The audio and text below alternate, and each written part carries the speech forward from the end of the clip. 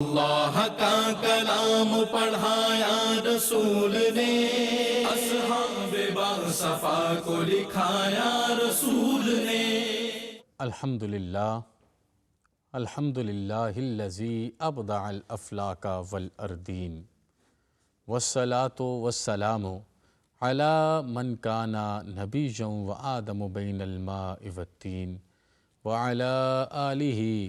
واصحابہ اجمعین، اما بعد فاعوذ باللہ من الشیطان الرجیم، بسم اللہ الرحمن الرحیم۔ ابتدا ہے رب لم یزل کے بابرکت اور عظیم نام سے، جو زندگی بھر کے گناہوں کو ندامت کے ایک آنسو کے بدلے معاف فرما دیتا ہے۔ اربھا درود و سلام کا نذرانہ سید اولین و آخرین کی ذات والا اعتبار پہ، جن کی تمام دعاؤں کا ہمیشہ مرکز ان کی امت کی بخشش اور بخشش رہی ہے۔ انتہائی ذی وقار سامعین، سامعات اور ناظرین، آپ سب کی خدمت میں بڑے ادب سے السلام علیکم ورحمۃ اللہ وبرکاتہ۔ خلاصہ قرآن کی ایک اور نشست لے کے میں آپ کی خدمت میں حاضر ہوں۔ قرآن حکیم ہے اور 14واں پارہ ہے، اور اس 14ویں پارے کو میں آج آپ کے سامنے مضامین سے بیان کرنے کا شرف حاصل کروں گا کہ احکام الحاکمین اپنے پیارے پیغمبر صلی اللہ علیہ وآلہ وصحبہ وسلم کو تلقین ارشاد فرماتے ہیں کہ جو آج مسلم ہونے کو تیار نہیں ہیں، کلمہ پڑھنے کو تیار نہیں ہیں، توحید اور رسالت کے ذائقے کو چکھنے کو تیار نہیں ہیں، آپ ان کو چھوڑ دیجئے۔ ایک دن ان کے سامنے جہان رنگ و بو کی بے ثباتی کھل آئے گی، اور انہیں پتہ چل جائے گا کہ یہ جہاں بے ثبات جہاں ہے۔ پھر اس کے بعد ان کو پتہ چلے گا کہ ہم نے کتنی بڑی دولت عظمیٰ اور نعمت سرمدی سے اپنے آپ کو محروم رکھا ہے۔ حضور سید عالم صلی اللہ علیہ وسلم کی ذات والا اعتبار پر یہ اعتراض کرنا کہ یہ فرشتے کیوں نہیں اترتے، اور آپ کے معجزات کے اوپر سوال کرنا، ان کے جواب کو بھی اس پارے کا مضمون بنایا گیا ہے کہ ان کو بتا دیجئے، اگر ہم نے آسمانوں کے دروازے کو کھولا اور فرشتوں کو بھیجا تو وہ فرشتے عذاب لے کے آئیں گے، اور تم سب پھر اس عذاب کے سامنے ڈھیر ہو جاؤ گے۔ پھر اس کے بعد احکام الحاکمین نے آسمان کی خوبصورتی کا تذکرہ کیا کہ کیا کبھی تم نے نگاہ بلیغ سے دیکھا ہے کیسے ہم نے آسمان کو پھیلایا ہے، اور پھر اس پھیلے ہوئے آسمان کو ہم نے ستاروں سے کیسے سجایا ہے، اور یہ سارے کے سارے ستارے رونق بیان کرتے ہیں، زندگی کے آثار کا عملی نمونہ اور اظہار ہیں۔ اور آؤ دیکھو، یہ رب کی رحمتوں میں سے ایک رحمت ہے، یہ پہاڑوں کا گاڑنا، جو پیچھے بھی کئی صورتوں کے اندر پیغام دیا جا رہا ہے، یہاں پر بھی واضح پیغام ہے کہ نگاہ کیمیا اثر بناؤ اور دیکھو کیسے اللہ پاک نے پہاڑوں کو گاڑا ہے، اور کیسے زمین کو پھیلایا اور پھر اس کے اندر سے اناج نکالا ہے، اور وہ اناج جو تمہارا رزق بن رہا ہے، جس کو تم کھاتے ہو، تمہارے جسم کو توانائی ملتی ہے اور تم اپنے وقت کو گزارتے ہو، اور کیسے میرا مالک وہ بلندی کے اوپر آسمان پر پانی کو جمع کرتا ہے، پھر اس سے بادل بناتا ہے، پھر بادل برساتا ہے، اور پھر وہ بادل برستے ہیں، اور یہ زمین جو آج بنجر ہے یہ شاداب ہو جاتی ہے۔ زندگی اور موت پر صرف احکام الحاکمین کی قدرت ہے۔ اگر اللہ پاک کسی کو حیات دیتا ہے تو یہ اس کی کرم نوازی ہے، اور اگر موت کے ذائقوں میں جاتا ہے تو مومن کے لیے تو موت بھی رحمت ہے، کیونکہ اسے اس کے بعد قبر میں جانا ہے اور سید عرب و عجم کا دیدار کرنا ہے۔ ایک تخلیق جو آج میری اور آپ کی ہے، اس کے اوپر واضح بیان دیا جاتا ہے کہ کس طریقے سے انسان کو گارے سے چھلکتی ہوئی مٹی سے بنایا جاتا ہے، اور وہ میں پچھلے مضمون میں واضح بیان کر چکا ہوں۔ پھر اس چھلکتی ہوئی مٹی کے اندر اللہ پاک کس طریقے سے ایک انسان کی مکمل تخلیق فرماتے ہیں۔ دوزخ کے 7 دروازے ہیں، اور ہر درجے میں اعمال کے مطابق کافروں کو داخل کیا جائے گا۔ یہ اللہ پاک ہمیں اس سارے معاملے سے محفوظ رکھے۔ آج کے اس وقت میں جو سب سے بڑی بات کرنا چاہوں گا وہ قرآن کی حفاظت کا ذمہ اللہ پاک نے خود لیا ہے۔ اِنَّا نَحْنُ نَزَّلْنَا الذِّكْرَ وَإِنَّا لَهُ لَحَافِظُونَ کہ یہ قرآن حکیم جو سرکار دو عالم صلی اللہ علیہ وسلم کے قلب نور پر نازل کیا گیا اور یہ لوح محفوظ سے جناب روح الامین کے ذریعے رمضان کی بابرکت گھڑیوں میں تکمیل تک پہنچتا ہے اور عزتوں سے نازل ہوتا ہے، اور ان رمضان کی گھڑیوں میں گریجولی حضور سید عالم صلی اللہ علیہ وسلم کی ذات والا اعتبار تک پہنچتا ہے۔ اس کو نازل کیا گیا تو اس کو رمضان میں نازل کیا گیا۔ حضور سید عالم صلی اللہ علیہ وسلم اپنے زمانے میں قرآن حکیم کے حوالہ سے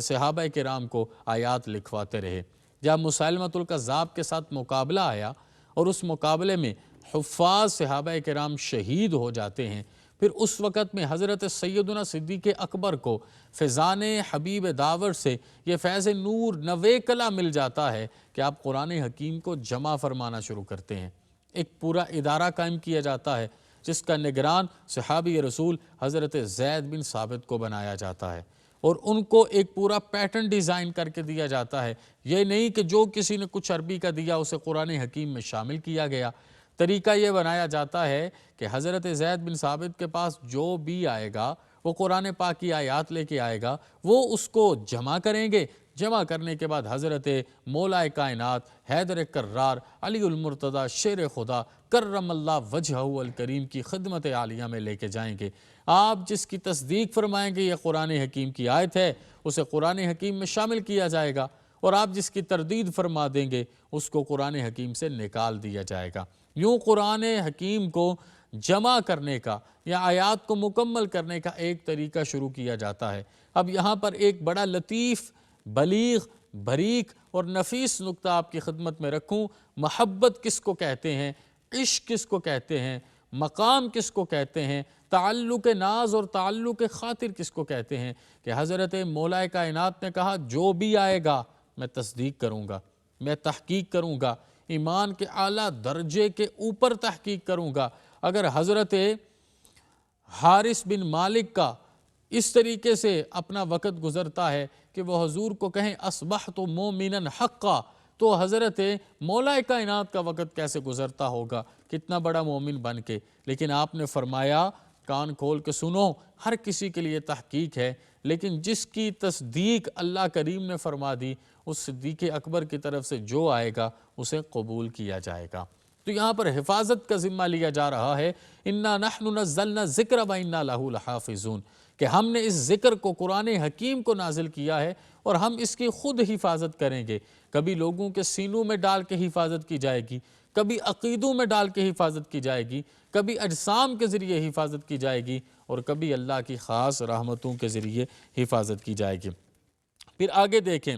جنت اور دوزخ کے تذکرے کے بعد حضرت لوط اور ان کی قوم کا تذکرہ، قرآن حکیم اور 7 مثانی کا ذکر ہے۔ یہ میں نے ابتدا میں کہہ دیا تھا کہ اللہ پاک نے کرم فرمایا ہے اور ہمیں ایک ایسی سورہ مبارکہ عطا فرمائی ہے کہ جس سورہ کو 7 مثانی ہونے کا درجہ نصیب ہوا ہے، اور وہ کیا ہے؟ وہ سورۃ الفاتحہ ہے۔ اب قرآن حکیم کے جتنے بھی اعجاز ہیں اللہ پاک نے وہ بیان کیے، بیان فرما دیے، واضح فرما دیے، ہر طریقے سے بیان کر دیے، اور ساتھ 7 مثانی کا بتایا ہے کہ کتنا بڑا شفا کا نسخہ ہے۔ جو انسان اس کی تلاوت کرتا ہے اللہ کرم فرماتا ہے، اس کے اندر دعا ہے، اس کے اندر توحید ہے، اس کے اندر انسان کی زندگی کی مقصدیت ہے، اس کے اندر اللہ کی رضا سے انعام پانا ہے، اور اسی کے اندر غیظ و غضب اور ضلالت سے ضلالت سے واپس بچنے کا ذکر ہے۔ پھر آگے کہ مومن جو ہے وہ لہجہ نرم رکھیں،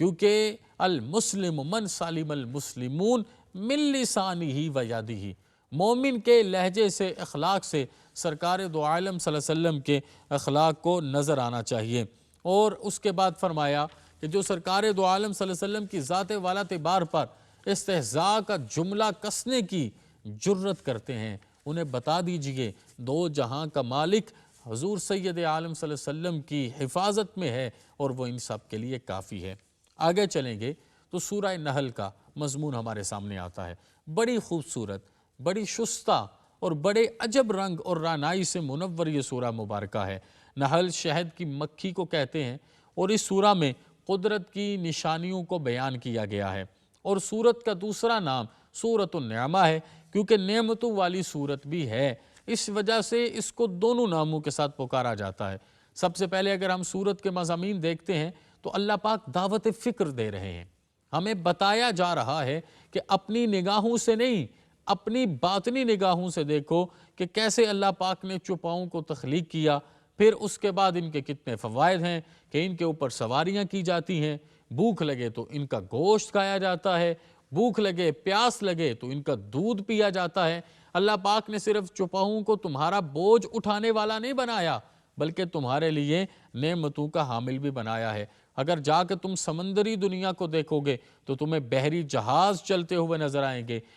کشتیاں چلتی ہوئی نظر آئیں گی، مچھلی کا گوشت اللہ نے تمہیں عطا فرمایا ہے، اور ایک سپی کے منہ میں پانی کا قطرہ ڈال کے قطرہ نیساں کے ذریعے اللہ پاک نے تمہیں موتی عطا فرمائے ہیں۔ کفار کو حکم ہے کہ دانائی اختیار کرو، یہ مضامین ہیں سورۃ النحل کے کہ یہ ہر وقت اپنی زبان سے جو بولتے رہتے ہو عقل کرو، ہوش کے ناخن لو اور دانائی اختیار کرو، تمہیں پھر پتہ چلے گا کہ اللہ کی رحمت اور اس کے حبیب کا کرم کیا ہے۔ بروں کا ٹھکانہ دوزخ واضح فرما دیا کہ جو برا ہے حقوق العباد میں، حقوق اللہ میں، حقوق ذات میں، وہ کان کھول کے سن لے، وہ دوزخ میں جائے گا، اور جو اچھا ہے اللہ پاک اسے جنت الفردوس کی رحمتیں عطا فرمائے گا۔ یہ جو مشرک ہے نا، ان کے بارے میں کہا کہ یہ ملائکہ کو میری بیٹیاں کہتے ہیں، اور ان کی اپنی کیفیت کیا ہے کہ اگر ان کے گھر میں بیٹیاں پیدا ہوں تو ان کے منہ دیکھنے والے ہوتے ہیں۔ یہ ظالم اپنے وجود کے حصے کو خود زندہ تر غور کرتے ہیں۔ انہوں نے کتنی بیٹیوں کو دفن کیا اور وہ بیٹیاں آہوں اور سسکیوں میں دفن ہوتی رہیں، سپرد خاک ہوتی رہیں، اور میرے لیے یہ ملائکہ کو بیٹیاں کہتے ہیں۔ سب سے بڑی مثال دی کہ یہ جو بھینس ہے نا آپ کے گھر میں بدی ہوئی ہے، دیکھو کہ کیسے خون اور گوبر کے درمیان اللہ نے رگیں کھینچی ہیں، پائپ لائن کو بنایا ہے، اس سے شفاف اپنے نور کی طرح کا دودھ تمہیں دیتا ہے، جس دودھ کو تم پیتے ہو اور تمہاری ہڈیوں کو اللہ طاقت عطا فرماتا ہے۔ شہد کی مکھی ہے، اور شہد کی مکھی کے بھی کیا عجب قصے ہیں کہ اس کو 3 جگہ پر گھر بنانے کا حکم ہے، پہاڑ اور چھت اور درخت کے اوپر اس نے اپنے گھر کو بنانا ہے، اور اسی کے اندر اس نے اپنے چھتے کو لگانا ہے، اسی کے اندر اس نے بیٹھنا ہے۔ یہ جاتی ہے پھولوں سے رس چوستی ہے، اور وہ جو رس ہے وہ ترش ہوتا ہے، اور اس رس کو جب اس چھتے میں انڈیلتی ہے اللہ شہد بناتا ہے۔ اور یہ شہد کیسے بنتی ہے؟ حکیمانہ نکتہ یہ ہے کہ شہد کی مکھی رس چوس کے لاتی ہے، وہ ترش اور کڑوے پھول سے نکلتا ہے، لیکن اس کی زبان سے سرکار دو عالم صلی اللہ علیہ وسلم پر درود و سلام کے نذرانے آتے ہیں، اور وہ درود و سلام کے نذرانوں کی وجہ سے اللہ پاک کرم فرماتا ہے، اس کو شہد بنا دیتا ہے، ذائقہ دار بنا دیتا ہے، انسان کے لیے رحمت، مہربانی اور کرم کا ذریعہ بنا دیتا ہے۔ پھر آگے یہ جو شہد ہے یہ پھولوں کا رس ہے، اور اس کے ساتھ ساتھ شفا ہے، جو کھاتا ہے اللہ شفا دیتا ہے۔ ایک جامع آیت جس کو باقاعدہ جمعہ کے خطبہ میں شامل کیا گیا وہ بھی اس پارہ میں ہے، ان اللہ یأمرکم بالعدل والاحسان، اور اس سے آگے آپ چلتے جائیں تو آپ کو پتہ چل جاتا ہے کہ آپ نے اپنی زندگی کو کیسے گزارنا ہے۔ اب ایک بہت بڑے کفار کے اعتراض کا جواب ہے، اور وہ اعتراض کیا تھا کفار کا؟ وہ یہ کہتے تھے کہ یہ جو حضرت سلمان فارسی ہیں، انہوں نے جو عجمی ہیں، انہوں نے یہ قرآن حکیم سکھایا ہے، اور یہ سنتے رہے، مجالس میں بیٹھتے رہے، معنی، مفاہیم اور مطالب سے اپنے آپ کو آراستہ کرتے رہے، تو ان آیات کو جوڑ کے معاملہ انہوں نے مکمل کیا۔ تو کہا گیا کیسے ہو سکتا ہے کہ ایک غیر عربی، ایک عجمی، ایک فارسی اتنی بلیغ عربی کے ساتھ کوئی مضمون بیان کر سکے؟ پھر حالت اکراہ میں کلمہ کفر کی جو اجازت ہے اس کا ذکر، اور سب سے بڑی بات حضرت عمار بن یاسر کا وہ معاملہ ہے کہ جب آپ اس کیفیت میں تھے اور جناب عمار پر وقت آخری آ رہا تھا اور تماشا دیکھ رہے تھے اس وقت سارے کفار بیٹھ کے، اور جناب عمار نے اس وقت کلمہ کفر نہیں بولا بلکہ حقانیت کا حقیقی معنوں میں اعلان کیا، اور اپنے پیغمبر صلی اللہ علیہ وسلم کے ساتھ حقیقی معنوں میں اس وقت اپنی کمٹمنٹ کو نبھایا ہے۔ یہ وجہ ہے کہ جو مکہ مکرمہ میں ایک نیکی کرتا ہے اس کی ایک نیکی جہاں بر کی نیکیوں سے زیادہ بلند ہو جاتی ہے، کیونکہ انہوں نے ہر ارادوں سے اس وقت کو گزارا ہے۔ ان کے اوپر مظالم ہوتے تھے، ان کے اوپر مشکلات آتی تھی، ان کی ٹانگوں کو باندھ کر اس وقت اونٹنیاں مخالف سمت میں دوڑا دی جاتی تھی، ان کے سامنے ناف پہ نیزے مار کے اسے دور کر دیا جاتا تھا، گرا دیا جاتا تھا، لیکن ان کی زبان پر کوئی شکایت نہیں آتی تھی۔ یہ توحیدی بن کے سرکار دو عالم صلی اللہ علیہ وسلم کا کلمہ پڑھتے تھے۔ انتہائی عزتوں کے حامل ناظرین، سامعین و سامعات، دعا کیجئے اللہ کریم ہمیں صحیح معنوں میں قرآن حکیم کے تصدق سے فیضان حبیب داور عطا فرمائے۔ وما علینا الا البلاغ المبین۔ اللہ کا کلام پڑھایا رسول نے، اصحاب باصفا کو لکھایا رسول نے، کلام پڑھایا رسول نے، اصحاب باصفا کو لکھایا رسول نے۔ قرآن کے حرف